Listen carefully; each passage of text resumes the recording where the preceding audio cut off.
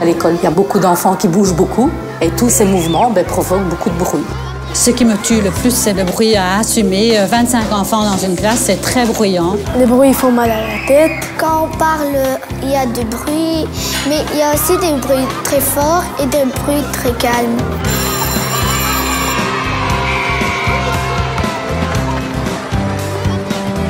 Le bruit, c'est à partir du moment où le son devient nuisance. L'école est un cadre de vie très bruyant pour les élèves. Ils en sont victimes, mais ils n'en sont pas conscients. Une grande partie du bruit dans les écoles provient du fait que les bâtiments scolaires sont très mal conçus.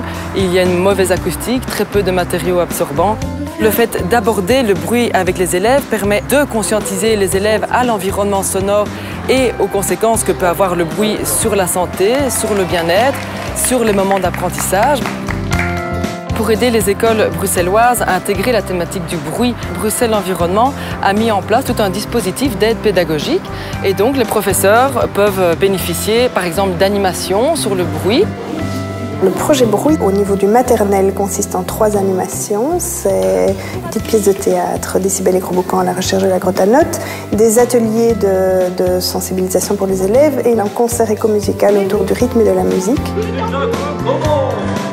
L'objectif du cycle primaire, c'est d'une part de sensibiliser à l'environnement sonore, ensuite d'expérimenter des actions sur l'infrastructure et sur les comportements, et ensuite de valoriser le projet dans l'école.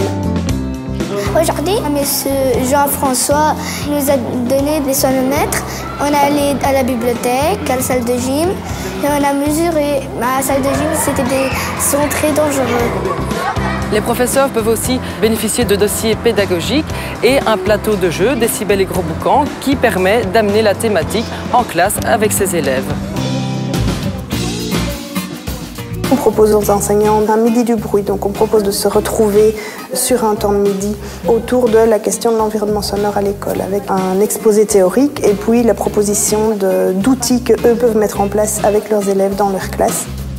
Il y a des petites choses qui sont à la portée des professeurs, des écoles, voire des élèves, et qui permettent de diminuer les nuisances sonores. Et là, on peut faire des choses très simples, comme par exemple mettre des tentures, mettre du tapis plein, mettre des balles de tennis au pied des chaises. Tout ça influence le bruit et permet d'améliorer l'acoustique.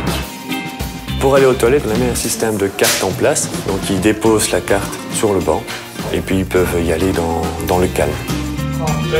Pour les écoles qui veulent vraiment aller plus loin et mener un projet concret en lien avec le bruit dans l'école, on leur propose de remettre un projet dans le cadre de l'appel à projet qui a lieu chaque année et elles pourront bénéficier d'un soutien financier.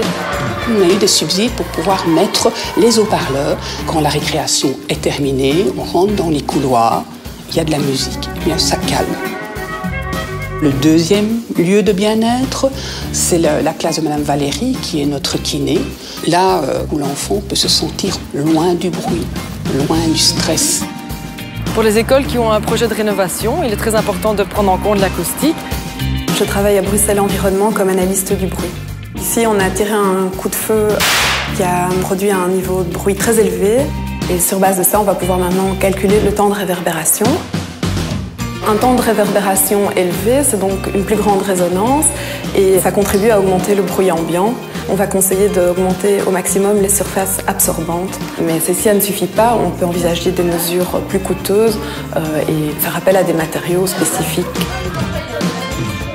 Grâce à la cellule environnement, avec eux, on va pouvoir avancer. Il y a certainement moyen d'aller plus loin. Il y a des choses vraiment à installer pour grandir, tout simplement. Là, on se bat pour notre école. Ça devrait être partout.